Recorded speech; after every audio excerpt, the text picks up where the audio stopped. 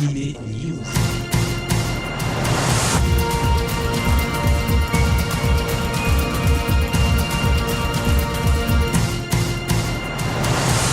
Salut, bonjour, c'est Alex avec vous sur Generic Kids. Je vais vous parler comme chaque semaine manga et animation japonaise. Et oui, c'est l'heure d'Anime News et au sommaire de ce 227e Anime News, une grande nouvelle, ça concerne la Toei Animation. Je vous parlerai également de Wakanim et Aniplex, des éditions Pika, Delcourt Tonkam, Komiku, Glénat, et puis du dessin animé, il en sera question toujours et encore avec Canal J, Canavideo, Casevideo, All V Anime et Eurozoom. Vous êtes prêts? C'est parti, on y va. La news de la semaine dernière, c'est Dragon Ball Z, la suite de Dragon Ball Z qui sera produite par le mythique studio Toei Animation qui avait déjà bien sûr produit Dragon Ball et Dragon Ball Z, et cette série sera supervisée par le créateur de Dragon Ball, l'auteur du manga originel, monsieur Akira Toriyama himself. Exit donc Dragon Ball GT. L'histoire se déroulera tout de suite après la fin de la saga Majin Buu.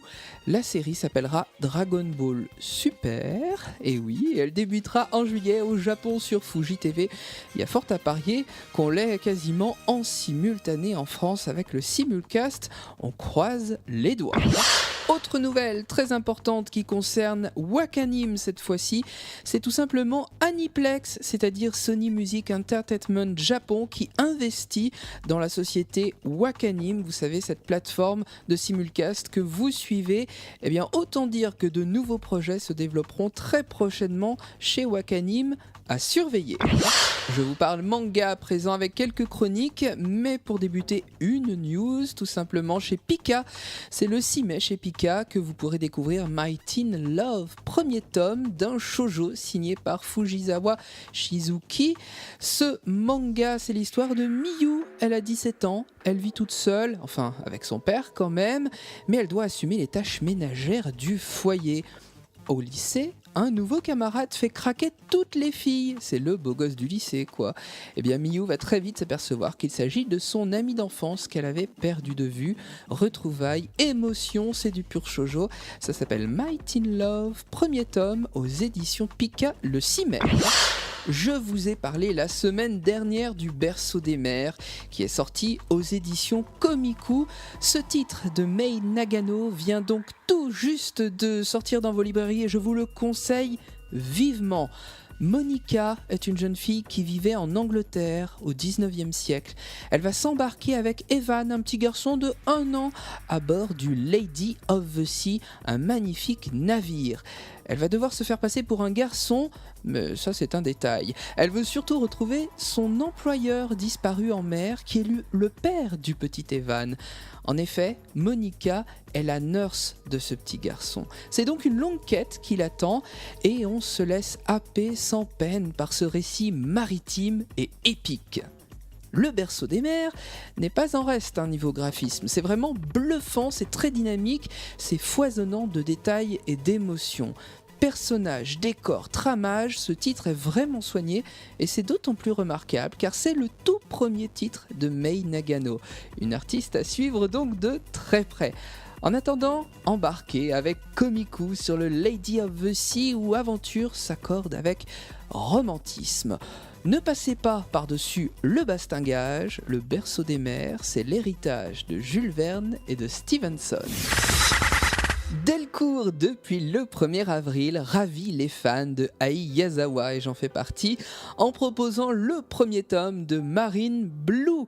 C'est en effet la célèbre auteure de Nana qui signe ce shoujo et qui annonce d'ailleurs les couleurs de l'été. Haruka est serveuse au bord de la mer et l'histoire débute lorsque son amour d'enfance refait surface sur un surf. Il s'appelle Arikawa. Il revient donc de 4 ans aux États-Unis, mais pourquoi est-il donc revenu? Allez savoir. Eh bien tout pourrait être simple si Haruka n'était pas aussi altruiste et si son cousin Ipei n'était pas amoureux d'elle. Voici un triangle amoureux atypique auquel pourrait bien se greffer une autre jeune fille. Ce titre date de 1990, il fait donc partie de la jeunesse, des débuts de l'auteur. Il pose les bases de son travail sur les relations complexes entre les personnages qu'elle crée. Ce shoujo aux arrière-goûts d'Orange Wood, la télékinésie en moins quand même, se laisse lire facilement et même si on connaît certaines ficelles du genre shoujo, le charme opère toujours. Laissez-vous porter par l'éternelle vague adolescente des premiers émois. La série comportera 4 tomes, je vous rappelle son titre, Marine Blue aux éditions Delcourt. C'est du pur Ai Yazawa. Dans un autre style, du shonen cette fois-ci, pour les plus jeunes en plus, depuis le 8 avril, c'est chez Delcourt Tonkam que paraît Duel Masters Revolution et son tome 1, scénarisé par Shido Kanzaki et dessiné par Shinsuke Takahashi. Cette licence fait l'objet de nombreux jeux vidéo, dessins animés, une saison avait même été diffusée en 2004 en juin sur Canal J.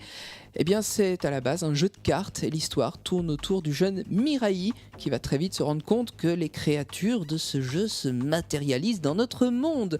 Les collectionneurs amoureux de Yu-Gi-Oh! Apprécieront donc Duel Masters Revolution du shonen, donc aux éditions Delcourt Tonkam. Delcourt, dans la collection Tonkam, a sorti le 22 avril le 3e tome de Lock Up de Tetsuya Saruwatari. Ceux qui aiment le catch vont être ravis. Sanson le catcheur au grand cœur est de retour avec les risques que comporte la profession. Tome 3 donc de Lock Up chez Tonkam, édition Delcourt. Du manga en veux-tu en voilà, c'est chez Glénat et c'est cette semaine, le 6 mai, qu'une fin de série est annoncée avec K-Gaster, 6e et dernier tome donc pour ce manga signé Kachu Hashimoto. C'est une conclusion épique et attendue qui s'offre à nous, un bouquet de finale vraiment grandiose avec une excellente mise en scène des scènes d'action, toujours un très beau graphisme tant dans les personnages que dans les insectes et les décors. En postface, vous aurez même droit à 2 histoires inédites, un peu plus légères, qui clôt ce tome 6. Ne manquez pas cette conclusion, qui d'ailleurs nous fait un peu rêver de voir un jour ce titre, pourquoi pas adapté en animé. Une autre aventure à laquelle nous sommes toujours scotchés, c'est Altaïr avec son tome 5 de Kotono Kato qui sort là aussi le 6 mai aux éditions Glénat. Un scandale va éclater dans cette Turquie alternative. Les 4 États amis, entre guillemets, des sultanats partenaires de l'État militaire de Turquie refusent d'honorer leur traditionnelle alliance militaire afin de résister à l'empire Baltrain. Mahmoud est justement en visite dans un des 4 de ces États. Il est en visite au Mizraq. Mahmoud va très vite comprendre la situation sur place et il risquerait bien de devenir l'instrument d'une stratégie de manipulation. C'est toujours avec délice qu'on se régale de ces intrigues géopolitiques, mais aussi des somptueux dessins de Kotono Kato. Personnages, décors, mais aussi et surtout costumes drapés et coiffures, tout est réussi et participe à la beauté de ce titre prenant et incontournable, Altaïr, tome 5 aux éditions Glénat. Tokyo Ghoul, tome 11 de Sui Ishida, c'est aussi chez Glénat le 6 mai, avec un Ken devenu incontrôlable tant il est envahi par sa nature de ghoul.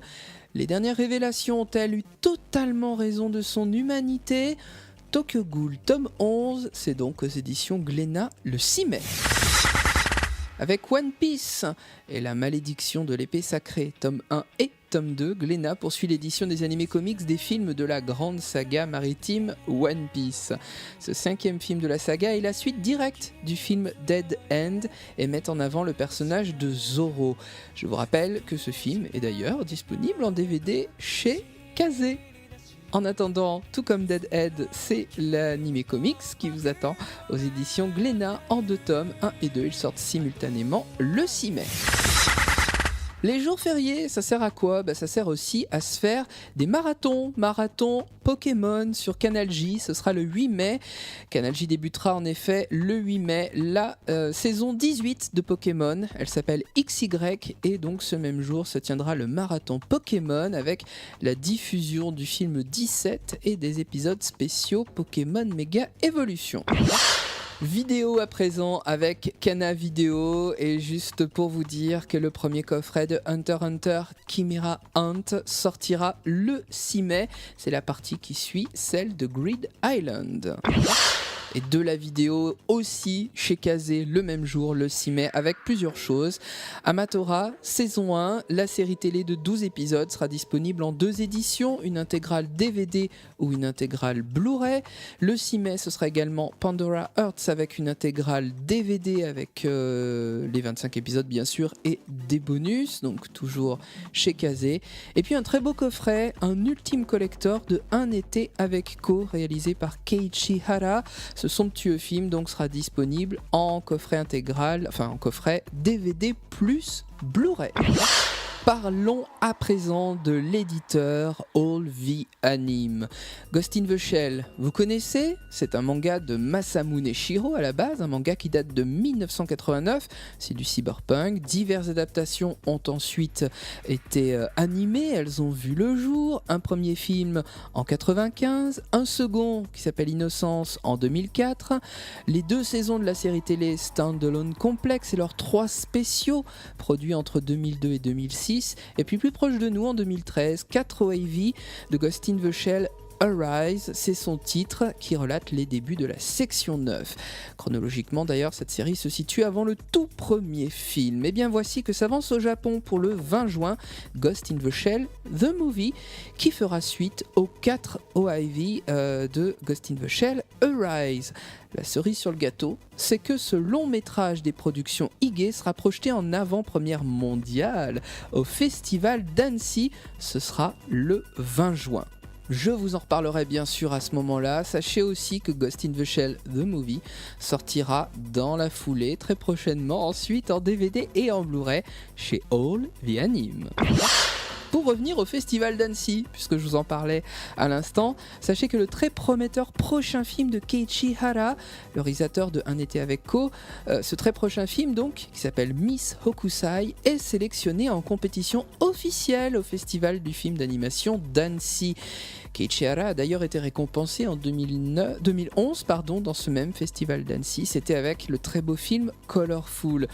Eurozoom distribuera en salle Miss Hokusai. Il sortira dans nos salles obscures le 2 septembre. Je vous en avais parlé la semaine dernière. C'est quand même une très bonne nouvelle que Miss Hokusai soit en compétition à Annecy. On a hâte de voir tout ça. Pour terminer en beauté ce 227e Anime News, je voulais vous parler d'une belle opération qui s'appelle Paris Loves Anime. C'est une toute nouvelle opération mensuelle qui se déroulera au Grand Rex à Paris. Chaque mois, vous pourrez découvrir un film d'animation japonais inédit en salle, en avant-première au Grand Rex. Cette opération a démarré en 2010 en Écosse. Elle s'appelait Scotland Loves Anime. Dans la même lignée, c'est donc le label All The Anime qui va proposer donc cette opération Paris Loves Anime. Divers films seront donc à l'affiche le 29 mai prochain à 20h30, donc au Grand Rex. On ouvrira le bal avec L'Attaque des Titans, l'Arc et la Flèche écarlate, un film très attendu par les fans de L'Attaque des Titans. Fin juin, ce sera tout naturellement Ghost in the Shell The Movie, je vous en parlais à l'instant. Je vous rappelle que ce film sortira au Japon le 20 juin, le jour de l'avant-première à Annecy. Et puis au mois d'août, un peu plus tard, ce sera Les Ailes de Néamicé. Et d'ailleurs, Les Ailes de Néamicé sont ressorties en vidéo le 8 avril chez All The Anime. C'est une très belle réédition d'ailleurs. Alors, ce film parle de quoi ? C'est de la science-fiction, c'est le jeune Shiro qui est engagé dans la Royal Space Air Force et qui pourrait bien devenir le premier homme dans l'espace. Mais voilà que l'armée s'en mêle, elle voudrait se servir de ce programme spatial pour lancer une nouvelle guerre mondiale. Ce très beau film d'animation japonais date de 1987. Il est tout droit sorti des studios Gainax, à qui on doit Evangelion ou Nadia. Eh bien, sa première édition en France datait de 1996. C'était même une VHS à l'époque. Cette fois-ci, All The Anime, depuis début avril, nous propose 2 éditions distinctes. Une très belle édition collector qui réunit Blu-ray et DVD et une édition simple en DVD.